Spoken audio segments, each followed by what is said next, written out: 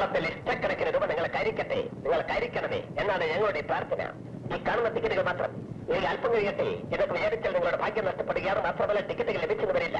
ഭാരതത്തിലെ ഒരു വീക്കിലെ ടിക്കറ്റുകളും ഇന്നോളം വാഗ്ദാനം ചെയ്തിട്ടില്ലാത്ത ഒരു ദൈവമായ സംഖ്യ പ്രഖ്യാപിച്ചുകൊണ്ട് കേരള ഭാഗ്യക്കുറി പ്രശസ്തിയിൽ നിന്നും പ്രശസ്തിയിലേക്ക് കുതിക്കുകയാണ്.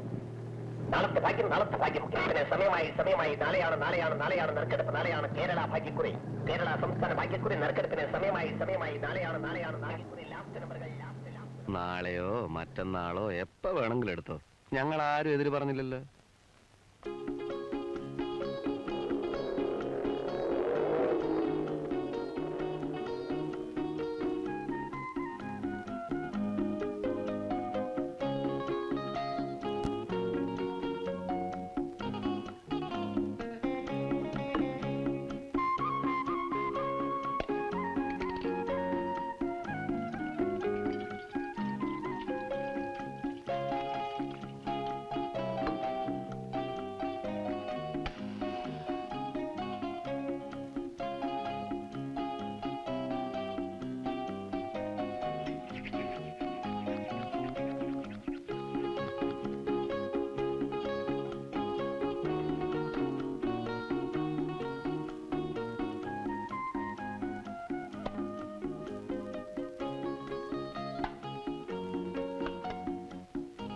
അത് ശരി, ചായപ്പൊടിയും ചാണകപ്പൊടിയും ഒന്നും ഇല്ലേ?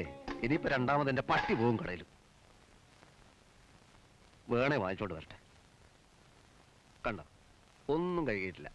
ഉറങ്ങുന്നതിന് മുമ്പ് പാത്രം കഴുകി വെക്കണമെന്ന് ഞാൻ പറഞ്ഞതാ, 1000 വട്ടം പറഞ്ഞതാ. ചോറ്റുപശ കളയാൻ വരും, നഖം പൊളിയും. ദാസാ, എടാ ദാസാ, അവന്റെ അവസാനത്തെ ഉറക്ക. എഴുന്നേറ്റ് പാടോ, നിന്റെ എച്ചിൽ കഴുകാൻ നീ എനിക്ക് ശമ്പളമൊന്നും തരുന്നില്ല. ആരോട് ഇതിങ്ങനെ എത്ര വട്ടം പറഞ്ഞു? ഒരു സഹമുറിയനോട് ഇത്രയും സഹതാപമില്ലാത്ത മറ്റൊരു സഹമുറിയനെ ഞാൻ എന്റെ ജീവിതത്തിൽ ഇതുവരെ കണ്ടിട്ടില്ല. All my fate.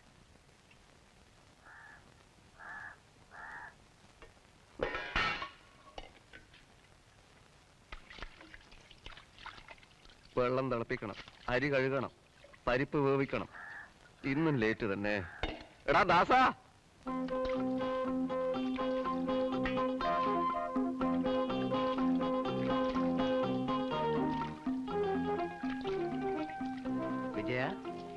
ചായ റെഡിയായില്ലേ? ക്ഷമിക്കണം സാർ, ചായപ്പൊടി തീർന്നു പോയി. It's all right. നീ വേഗം ചോറും കറി ശരിയാക്ക, ഞാനൊന്ന് കുളിച്ചിട്ട് വരാം. ഓഫീസിലെത്താൻ ലേറ്റ് ആകും.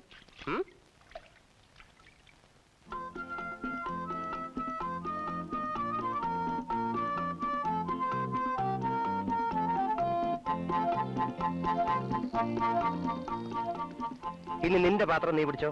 മനസ്സില്ല, ചക്കുകുറ്റി പോലത്തെ നിന്നെയും കെട്ടി വലിച്ചോണ്ട് ഇതുവരെ വന്നതല്ലേ ഞാൻ സൈക്കിളിൽ. എടുത്തോണ്ട് വാടാ.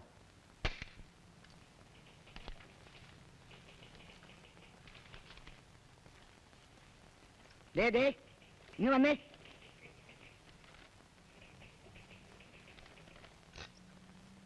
തമ്പുരാക്കന്മാരെന്നും ലേറ്റായിട്ടേ വരുള്ളൂ അല്ലേ? പെട്ടെന്ന് വേവുന്ന അരി തരാൻ സാറ് റേഷൻ കടക്കാരോട് പറ. എന്ന് വെച്ചാൽ അത് തന്നെ, ഇപ്പൊ കിട്ടുന്ന അരി വേവണമെങ്കിൽ ചുരുങ്ങിയത് 2 മണിക്കൂർ എടുക്കും. അതെ, അപ്പൊ പിന്നെ കുറച്ച് ലേറ്റ് ആവും. ഞാൻ ഹെഡ് ഓഫീസിൽ എഴുതിയാലുണ്ടല്ലോ. ജോലി വല്ല ഉണ്ട് പറ സാറേ. ഇവിടുത്തെ തല്ലിപ്പൊളി ശമ്പള സ്കെയിലിന് ഞങ്ങളല്ലാതെ വേറെ ആര് വരും? 1975 മുതലുള്ള കംപ്ലീറ്റ് സ്റ്റോക്കിന്റെ ഫയലുകൾ അരമണിക്കൂറിന് എന്റെ മേശപ്പുറത്തെത്തണം. 75 മുതലുള്ളത്? അതെ, കംപ്ലീറ്റ് സ്റ്റോക്ക് അരമണിക്കൂറിനാം ഈ മേശപ്പുറത്ത്. ഓക്കെ, താനിഞ്ഞു വന്നേ. താൻ പോടോ. താനിഞ്ഞു വരാൻ. ഇതാരെ പോടോ. ഷെയർ ഹോൾഡേഴ്സിനുള്ള റിപ്പോർട്ടെല്ലാം കവറിലാക്കിയില്ലേ? എനിക്ക് കവർ കയറി അത് പുറത്തെടുക്കണോ?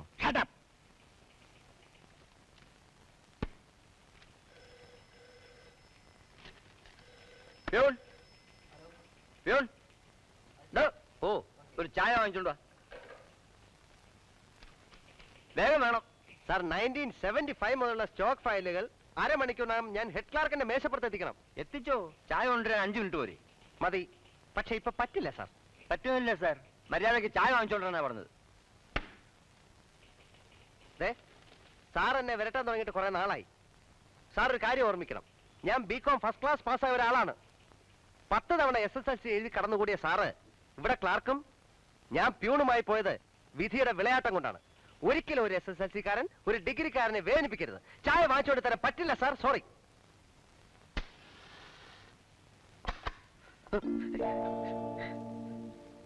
മഹാഭാവി നീയായിരുന്നോ? 50 പൈസ പോയി കിട്ടി. ആ പോട്ടെ, എല്ലാം തൊലഞ്ഞു പോട്ടെ. ഇവിടുത്തെ സ്ഥിതി അന്നൊന്ന് വഷളായിക്കൊണ്ട് വരികയാണ്. വല്ല സർക്കാർ ആഫീസും ആയിരുന്നെങ്കിൽ ഇവനൊക്കെ പിടിച്ചു നിർത്തി ഖരാമ ചെയ്യാമായിരുന്നു. ആ കാളക്കൂറ്റ മാനേജിംഗ് ഡയറക്ടർ ഇവിടുന്ന് സ്ഥലം മാറിപ്പോയപ്പോ ഞാൻ വിചാരിച്ചു സ്ഥിതി മെച്ചപ്പെടുമെന്ന്. എവിടെ? വിശാഖപട്ടണത്ത് നിന്ന് സ്ഥലം മാറി വരുന്ന MD ഒരു വിശാല മനസ്കനെന്നാ കേൾക്കുന്നത്. എങ്കിൽ നമ്മുടെ സങ്കടം ആ വിശാല മനസ്കനോട് പറഞ്ഞു നോക്കാം അല്ലേ? ഒരു വെറും സാധാരണ ക്ലാർക്കിന്റെ ജോലി മതിയായിരുന്നു. Yes. പ്രിയപ്പെട്ട അമ്മേ, അമ്മയ്ക്ക് സുഖമാണല്ലോ എന്ന പതിവ് പല്ലവി ഞാൻ ആവർത്തിക്കുന്നില്ല. അന്യന്റെ വീട് എന്നും അന്യന്റെ വീട് തന്നെയാണ്. അമ്മയെ കൂടെ കൊണ്ടുവന്ന് താമസിപ്പിക്കാൻ ആഗ്രഹമില്ലാഞ്ഞിട്ടല്ല, അല്പം കൂടെ ക്ഷമിച്ചേ പറ്റൂ. പുതിയ മേലധികാരി വന്നെത്തിയാൽ അയാളുടെ കയ്യോ കാലോ പിടിച്ച് കുറച്ചുകൂടി മെച്ചപ്പെട്ടൊരു ജോലി സമ്പാദിക്കട്ടെ. എല്ലാം ശരിയാവും. അമ്മ എന്നെ ഓർത്ത് സങ്കടപ്പെടാതിരിക്കുക. ഞാൻ നന്നാവും, നല്ല നിലയിലെത്തും. അമ്മ ദൈവത്തോടുള്ള പ്രാർത്ഥന തുടരുക.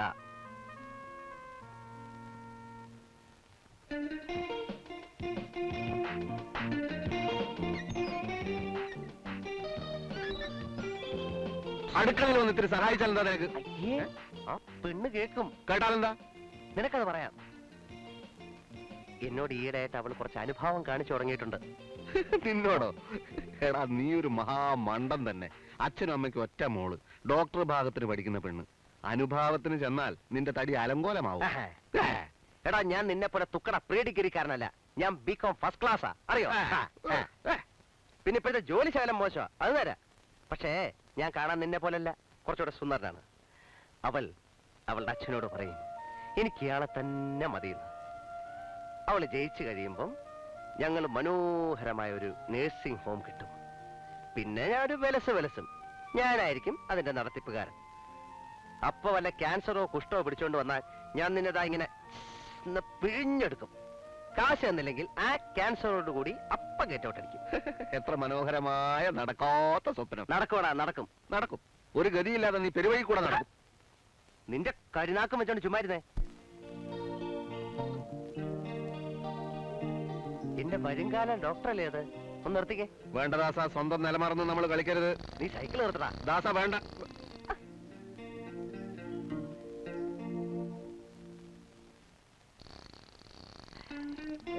ആക്ച്വലി ഇനി എത്ര കാലം കാണും ഹൗസ് സർജൻസി? എന്തിനാ? അല്ല, വെറുതെ ഒന്ന് അറിഞ്ഞിരിക്കാനോ എന്ന് കരുതി. ഒരു ഡോക്ടർ ആവണമെന്നായിരുന്നു എന്റെ ഏറ്റവും വലിയ ആഗ്രഹം. പിന്നെന്താ ആവാഞ്ഞേ? ആവാമായിരുന്നു. പക്ഷേ ഈ മനുഷ്യന്റെ ഹൃദയവും തലച്ചോറും ഒക്കെ കീറി മുറിക്കുമ്പോ കൈ വിറക്കില്ലേ എന്നൊരു സംശയം. നടക്കുന്ന കേസ് വല്ലതും ശ്രമിച്ചാ പോരെ ദാസ? കേസെന്ന് അയാൾ പറഞ്ഞത് ഞങ്ങള് ലേബർ കോർട്ടിൽ ഒരു കേസ് നടത്തുന്നുണ്ടായിരുന്നു. അപ്പൊ വരുന്ന വഴിക്ക് അതിനെ കുറിച്ച് ഡിസ്കസ് ചെയ്യായിരുന്നു. വരട്ടെ, പോവാം.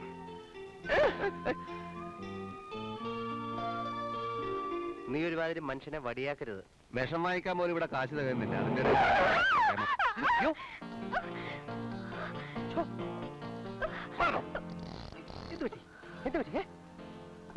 എന്താണോ മുഖത്ത് കണ്ണില്ലേ?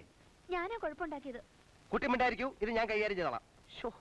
മിസ്റ്റർ, ശ്രദ്ധയില്ലാതെ റോഡ് ക്രോസ് കൊണ്ട് പറ്റിയതാ. ഇവിടെ ശ്രദ്ധയില്ലാതെ റോഡ് ക്രോസ് ചെയ്യുമ്പോ തനിക്ക് ബ്രേക്ക് അറിഞ്ഞൂടെ? താനും കൊണ്ടും കൊള്ളിച്ചാണ്ടല്ലോ. വിളിച്ചാൽ താൻ എന്ത് ചെയ്യും? താൻ തറവാട്ടി പറഞ്ഞ പെമ്പിള്ളാർക്ക് വഴി നടക്കാൻ മേലെന്ന് വെച്ചാൽ സത്യം പറയണോ? താൻ മനപ്പുറം കൊണ്ടിരിച്ചല്ലേ? മര്യാദക്ക് സംസാരിക്കണം. മനസ്സില്ല, ഇത് എനിക്ക് വേണ്ടപ്പെട്ട കുട്ടിയാ. തനിക്ക് എന്താ വേണ്ടത്? എനിക്ക് കുന്തം വേണം. ഇതിനൊരു തീരുമാനമാകാതെ തന്നെ ഞാൻ വിടില്ല. സ്കൗണ്ടർ. താൻ എന്താ വിളിച്ചേ? സ്കൗണ്ടർ എന്നോ? സ്കൗണ്ടറിന്റെ അർത്ഥം എനിക്കറിയാണോ? ചുമ്മാ എല്ലാം BCom ഫസ്റ്റ് ക്ലാസ് പാസ്സായത്. സ്കൗണ്ടർ എന്ന് വെച്ചാൽ തെണ്ടിയത്.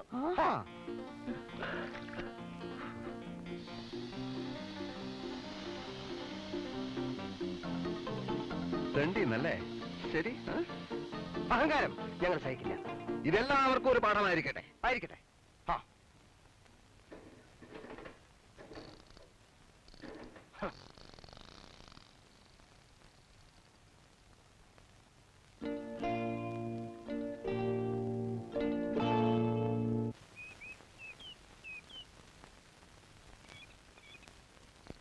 എങ്ങനെയുണ്ട് സീൻ? നായികയ്ക്ക് വേണ്ടി നായകന്റെ ആദ്യത്തെ ത്യാഗമാണിത്. ഇനി സെന്റിമെന്റ്. അവള് വീണത് തന്നെ. ഓ, അയാൾ തിരിച്ചടിച്ചിട്ടെങ്കിൽ നീ നാറിപ്പോയേനെ. ചിലപ്പോ നാറിപ്പോകുമായിരുന്നു. നിക്കടി മോളെ, നമ്മുടെ പിള്ളേരല്ലേ. പണിക്കരമാവൻ എങ്ങോട്ടാ? വാവടത്തില്ലേ മോനെ, ദിവസേന ഓരോന്നിനായിട്ട് കൊണ്ടുപോയി ഇഞ്ചക്ട് ചെയ്യിക്കുക. ഈ വയസ്സുകാലത്ത് അമ്മാവൻ ആരെങ്കിലും സഹായത്തിന് വിളിച്ചൂടെ? നീ തന്നെ ഇപ്പൊ വാടക വന്നിട്ട് 2 മാസമായില്ലേ? സഹായത്തിന്റെ ആളെ വെച്ച് അവന് ശമ്പളം കൊടുക്കണ്ടേ? അതിന് കാശ് പറയുന്ന കണ്ടില്ലേ? പെട്ടിയിൽ പൂത്ത പണം അടുക്കി അടുക്കി വെച്ചിരിക്കുന്നത് ആർക്കും അറിയില്ലെന്നാ വിചാരം. ഓ ഓ ഓ, ഇനി വാടക വരുന്ന വടക 2 ആഴ്ചക്കകം തരാം. അത് പറ്റില്ല. നീ വണ്ടി വിട്. ആഫീസിൽ വന്ന് ഞാൻ നാറ്റിക്കും 2 എണ്ണത്തിനും പറഞ്ഞേക്കാം. അവിടെ നീ നാറാൻ ബാക്കിയൊന്നും ഇല്ല. അത് ശരി, വാ മോളെ. എല്ലാവരും എന്താ ഇവിടെ? പുതിയ MD 10 മണിക്ക് എത്തുന്ന ഫോൺ ഉണ്ടായിരുന്നു. ഓ ആ എടാ വിജയ, നമ്മുടെ ഭാവി ദൈവം വരാൻ പോകുന്നു. ഓ ഈശ്വര രക്ഷിക്കണേ. രക്ഷിക്കും.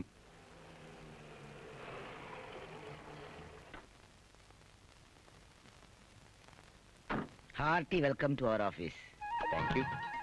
വണ്ടി കേടായി, ഞാനൊന്ന് ചെളി വീഴുകയും ചെയ്തു. ഓ മൈ ഗോഡ്, വരൂ സർ.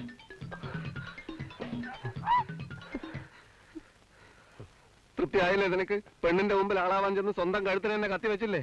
ജോലി തെറിക്കുമെന്ന് ഉറപ്പാ. ഇങ്ങനെയൊക്കെ സംഭവിക്കുന്നു ഞാൻ വിചാരിച്ചു. എടാ, മുന്നും പിന്നും നോക്കാതെ ചാടി പുറപ്പെട്ടാ ഇങ്ങനെ ഇരിക്കും. എന്റെ കഷ്ടകാലത്തിനാ ഞാൻ ആ വീലിന്റെ കാറ്റഴിച്ചു വിട്ടത്. നീ അപ്പൊ അങ്ങനെ ചെയ്തത് നന്നായി. ഇല്ലെങ്കിൽ ഈ കേസിൽ ഞാൻ ഒറ്റപ്പെട്ടു പോയനെ. ഏട്ടന്റെ ഭാര്യയുടെ താലിമാലയും മോഷ്ടിച്ച് നാട് വിട്ടോനാ ഞാൻ. മാസത്തിലൊരു 10 രൂപ വീതെങ്കിലും സ്വരുക്കൂട്ടി വെച്ച് മാലയും കൊണ്ട് വേണം വീട്ടിൽ ചെല്ലാനെന്ന് വിചാരിച്ചതാ. നടപ്പില്ല.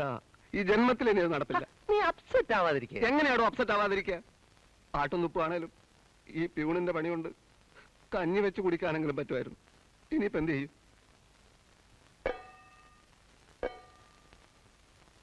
ബുദ്ധിപൂർവ്വം നീങ്ങിയാൽ നമുക്ക് രക്ഷപ്പെടാൻ വഴിയുണ്ട്. എങ്ങനെ?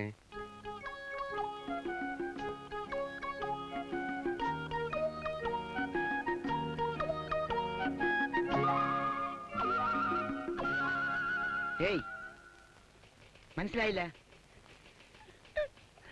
സാർ, ഇത് ഞങ്ങളാണ് സാർ. ഇത് ദാസൻ. അല്ല, ഇത് വിജയൻ, ഞാൻ ദാസൻ. അത് മനസ്സിലായി. ഈ കോപ്രായത്തിന്റെ അർത്ഥം മനസ്സിലാകാത്തത്.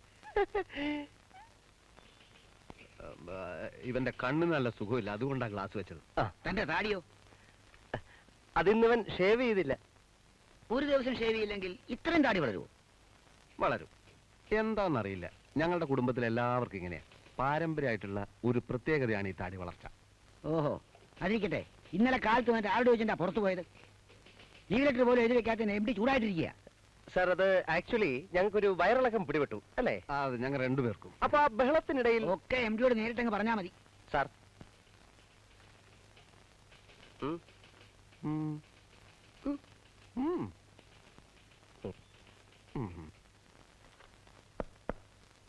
Yes, come in.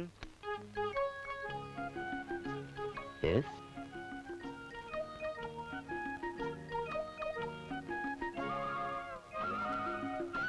ഞങ്ങൾ ഇവിടുത്തെ അറ്റൻഡേഴ്സ് ആണ് സാർ. കഠിനമായ വയറുവേദന മൂലം ഇന്നലെ ഞങ്ങൾക്ക് ലീവ് ലെറ്റർ എഴുതാൻ സാധിച്ചില്ല. വയറുകൊണ്ടാണോ ലീവ് ലെറ്റർ എഴുതുന്നത്? അല്ല,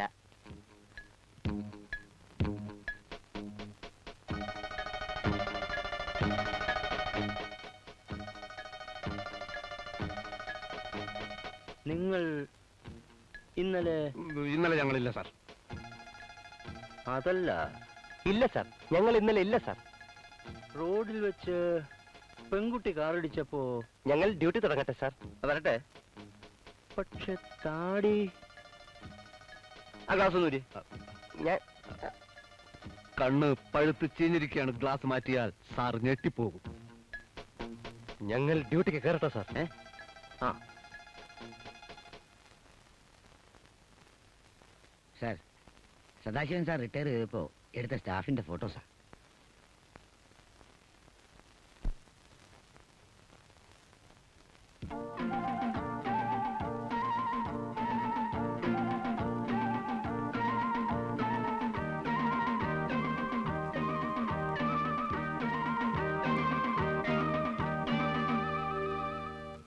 ഇതാ ഞാൻ പറഞ്ഞത്.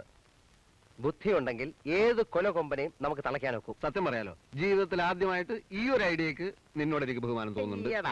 വലിയൊരു ബുദ്ധിരാശ്വാസൻ. ജോലി പോകാതെ രക്ഷിച്ചതിന് നീ എന്റെ കാല് പിടിക്കണ്ട. അല്ല, കുഴപ്പമില്ല.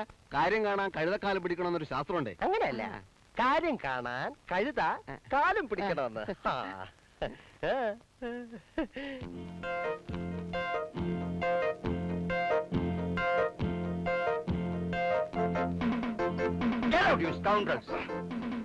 അല്ലേലും ഈ തല്ലിപ്പൊളി കമ്പനിയിലെ ജോലി ഞങ്ങൾക്ക് പ്രശ്നമല്ല. പക്ഷെ ഇന്ന് ഞങ്ങളുടെ ദേഹത്ത് തൊട്ടവനെയൊക്കെ ഇരുട്ടടി അടിച്ചില്ലെങ്കിൽ നോക്കിക്കോ, ഈ കമ്പനി 6 മാസം പൊളിഞ്ഞ് നോറോടെ കല്ല് പറിക്കും. ഇൻകുലാബ് സിന്ദാബാദ്, ഇൻകുലാബ് സിന്ദാബാദ്, തൊഴിലാളിക്കും സിന്ദാബാദ്, തൊഴിലാളിക്കും സിന്ദാബാദ്, തൊഴിലാളിക്കും സിന്ദാബാദ്, തൊഴിലാളിക്കും സിന്ദാബാദ്, ഇൻകുലാബ് സിന്ദാബാദ്.